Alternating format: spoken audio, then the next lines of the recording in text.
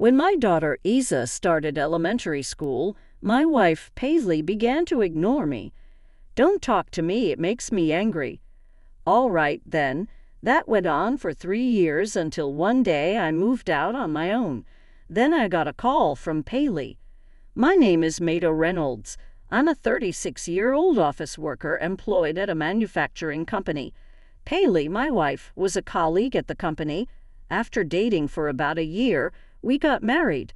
Soon after, our daughter Isa was born, and I was happy. But when Isa started elementary school, Paisley began to ignore me. Hey, I bought dinner. Want to eat together? Even when I asked, Paisley just gave me a blank look and didn't answer. Paisley, did I do something wrong? If I did something you didn't like, please tell me." Paisley glared at me and, unusually, opened her mouth. "You've been annoying from the start. Your voice makes me angry, so please don't talk to me." Her gaze was so cold that I was at a loss for words. "All right, then. Hey, Mom, did you hear something just now?" I didn't hear anything, right? I was shocked by that conversation. One day, the two of them were preparing for a trip. "I'm excited. I wonder if Grandma will be happy." "Where are you two going?" But as usual, they completely ignored my question, and even my existence, and left, looking happy. At that moment, I made up my mind. I'll move out. 2 days later, I received a phone call from Paisley, who had apparently returned from the trip. "Why is the house empty?" "Oh, because I moved out. I found a place the next day and moved my stuff out. You and Isa didn't seem to need me." "What is that supposed to mean?" "Because it's been 3 years since you guys started treating me like I don't exist." "So you just move out suddenly?" "Because the house was too big for just me." "What? We're here, aren't we?" Paisley raised her voice in anger. "You guys don't want to live with me, right? Then that house is unnecessary." Paisley couldn't believe that I, who usually apologized right away, had argued against her. "What? Unbelievable. Bring everything back now." "That's impossible. It was a rental in my name, and I didn't renew the lease." "No way. You're kidding." "I put all your stuff in the trunk room, and you can move wherever you want." "Does that mean we're homeless now?" Suddenly, Paisley's voice cracked over the phone. "We can't live like this. Are you telling me and Isa to be out on the streets?" "Why? I thought you said it was no problem without me." Paisley was at a loss for words to my question. "Well, that settles it then." "Wait a minute." It seemed Paisley came back to her senses, screaming over the phone. "What are you thinking? This is way too selfish." "Selfish? Seems like you're the one being selfish here." When I said that in dismay, Paisley yelled even louder. "It's obviously you. What about me and Isa? If Isa said she's better off without me, doesn't that solve everything?" "What? Taking a child's words seriously is the worst." At Paisley's words, I couldn't help but sigh. "You've been ignoring me, and you said you get angry when I talk to you." "I didn't say that." "Yes, you did." "I did not." "Lying now. What are you trying to achieve?" Paisley sounded furiously angry, making a reasonable conversation impossible. "I'm not lying, and it's a fact you've been ignoring me all this time." "I just didn't hear you." "You were talking to Isa just fine, so that excuse doesn't work." I pressed on, and I could hear Paisley clicking her tongue loudly. "Anyway, let's talk this through. You're misunderstanding something." "There's been no misunderstanding. I'm more comfortable being alone than being ignored." "Stop it. There you go again, saying whatever you want. Who's being selfish now?" I fought as anger bubbled up inside me. My coworkers told me something that really woke me up. I've been trying so hard to get your feelings back, but to you guys, I wasn't the one. "What are you talking about? You're a husband and a father. You have a duty to support me and Isa." Paisley snapped. "Is someone who neglects their household duties and ignores their partner really family to you?" "Are you talking about meals? Our schedules are different.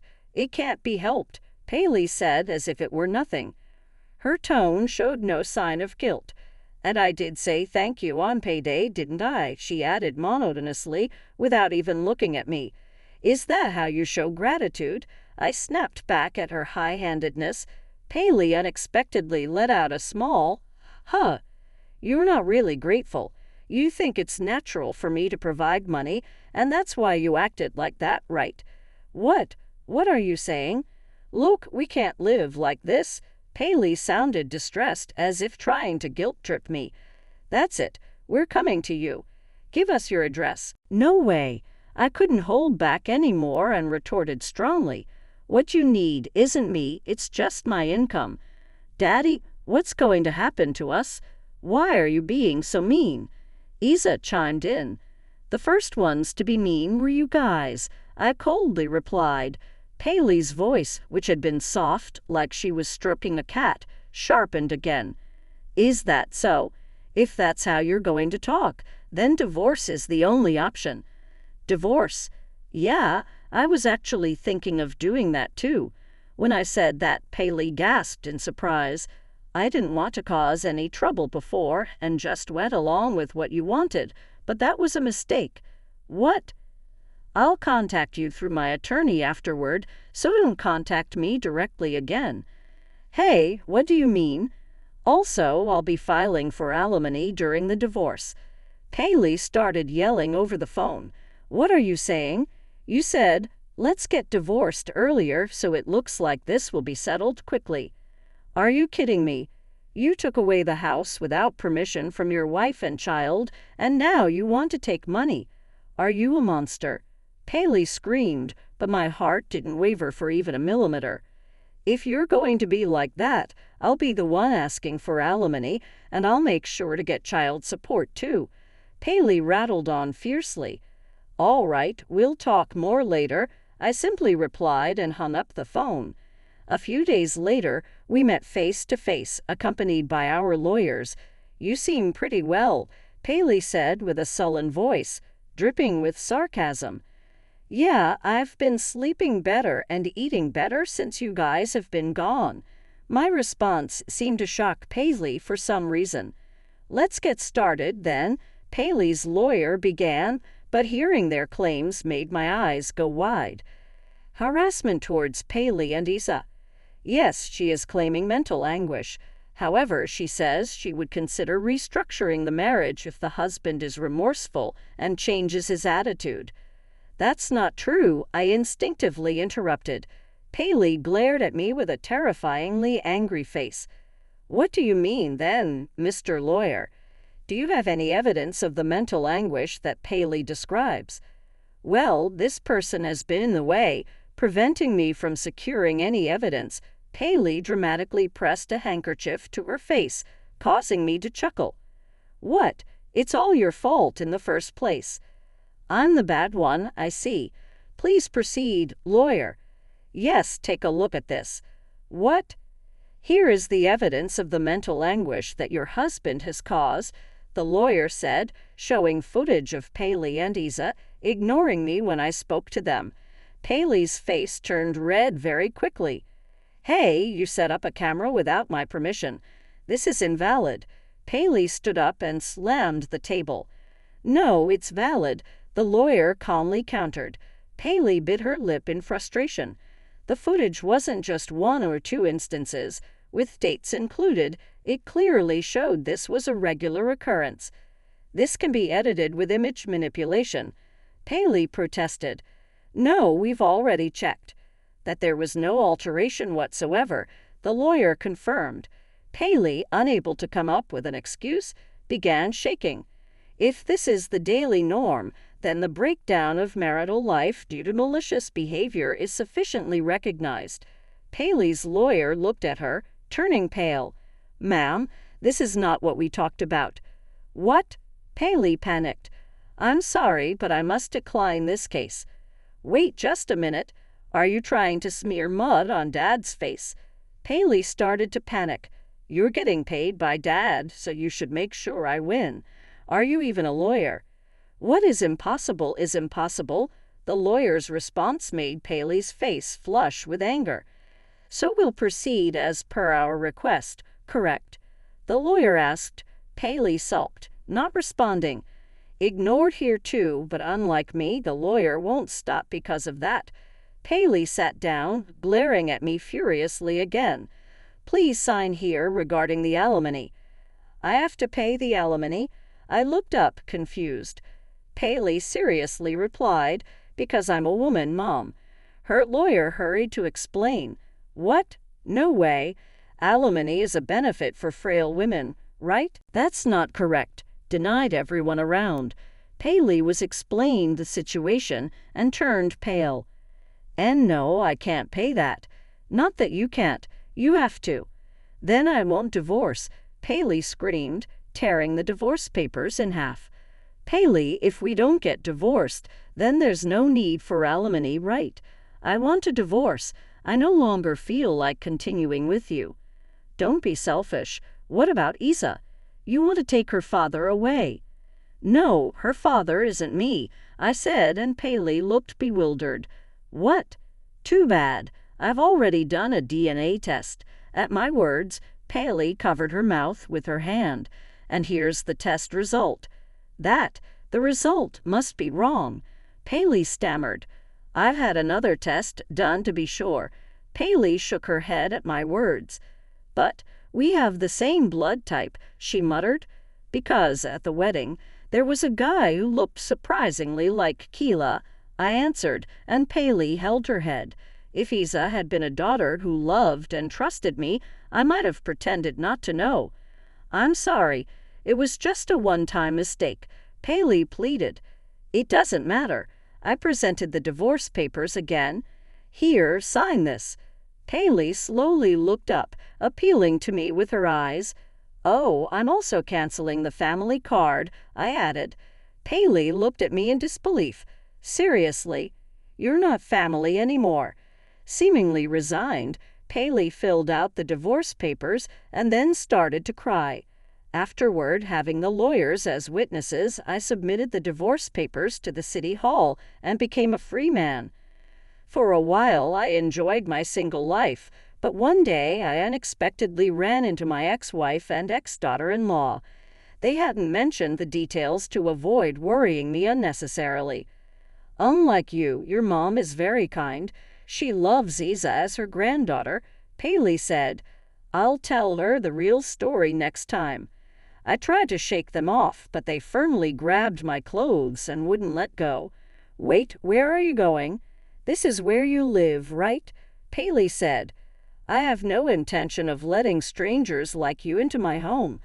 Daddy, I'm hungry. Isa's whining voice sent shivers down my spine. Honestly, this was the first time I had been talked to like this. Daddy? I repeated, creeped out. How can you say that to your cute daughter? Paley raised her voice, but creepy was creepy. However, my feelings seemed incomprehensible to them. Let's go have something to eat and talk, Paley coaxed, peering into my face. Thinking it was better than letting them into my home, I headed to a nearby diner with them. Hey, can I eat this? Isa asked. Yeah, do whatever you want, I responded. Not hungry. Food doesn't taste good when I have to look at your faces while eating, I said, the taste disorder clearly evident. Yet Paley looked at me with the same smile she had when we were dating. Feeling better? She asked. What? It's just a fight, and you're overreacting with the divorce. I couldn't understand what she was saying and involuntarily looked back at Paley. Seriously, she added, a beautiful wife and a cute daughter. Don't you want to take back that kind of family life? What I also want is to live with Daddy. Isa stopped eating and looked up at me with puppy eyes. You're not my daughter, though. Why would you say that? Daddy is Daddy, she said, stunning me.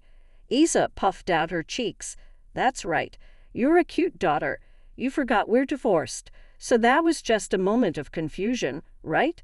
Let's go back to being a family again. What?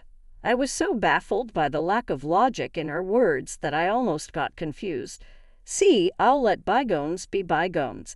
Daddy, please. Paley grabbed my hand, and I shuddered. Now I understood why Paley had sat down next to me. It was to make sure I couldn't escape. No. Do you want to be reported to the police again? Actually, after the divorce was finalized, I had been talking to the police due to Paley's repeated harassment. I told you, if you ambush or show up and invade again, a warning won't be enough. Why would you say something so harsh to your wife? Paley leaned against me. That's because we're divorced. Let's become a family again. Remarriage is easy, you know. Paley's smile looked like a witch's grin to me. I can live with Daddy again. Yay! Whether Isa understood or not, she seemed genuinely happy.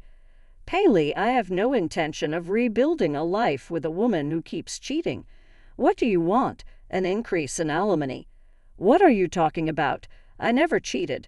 That's when I silently showed her the data on my smartphone. This is Ella's dad, your ex, right? It showed the two of them walking arm in arm towards an entertainment district. Paley's face turned pale instantly. What is this? When I found out about Isa, I investigated you too. Turns out you've been two-timing me all along. That's not true. And you've been calling men over to the house when I'm not around. What kind of nerve do you have? I showed her another photo, making her face even paler.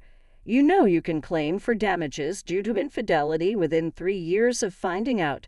I was kind enough not to pursue this. Too bad. Listen to me, it's not like that. Apparently, Paley thought she hadn't been caught. Her pitiful, illogical excuses only made me feel colder. Daddy, don't bully Mommy. I'm not, and he's your real dad. Daddy, be happy you can be with your real parents now. At that, Ella's face turned gloomy. I like the other daddy. I don't like this one. Isa started to cry quietly, and as I patiently listened, I was dumbfounded. You're upset because you couldn't get alimony from me, so your affair partner is giving you the cold shoulder. Paley clung to me with a pale face. Please, at least for this child. I have no obligation to care for a child that's not biologically mine. Daddy, I'm not your dad. At my words, Isa looked hurt. That's cruel. How could you say such a thing to a child? It's all your fault. When I angrily retorted to her unreasonable claim, she suddenly covered her face and started crying. Please help me. What? Talk to your parents about that. I can't. Dad kicked me out. Your father always worried about what others think. If you know that, then help me. Paley shouted, but I ignored her and sipped my cold coffee. Well, it's getting late. As I glanced at the clock and muttered to myself, Paley looked at me in disbelief. You're going to ignore me after I begged you like this. Ignoring her, I stood up. Do you finally understand how I feel? What you two did to me for 3 years. Both were speechless. Then next time you approach me, I'll really call the police. I picked up the check and headed to the cashier. Behind me, I could hear the two crying, but it felt deserved. After that, Paley apparently lived in poverty while supporting her affair partner. Isa, mistreated by her, sought help from her former grandparents, but was rejected and became reclusive. I had given up on marriage and was focusing on my work, but recently a junior I mentored confessed to me, and we started dating.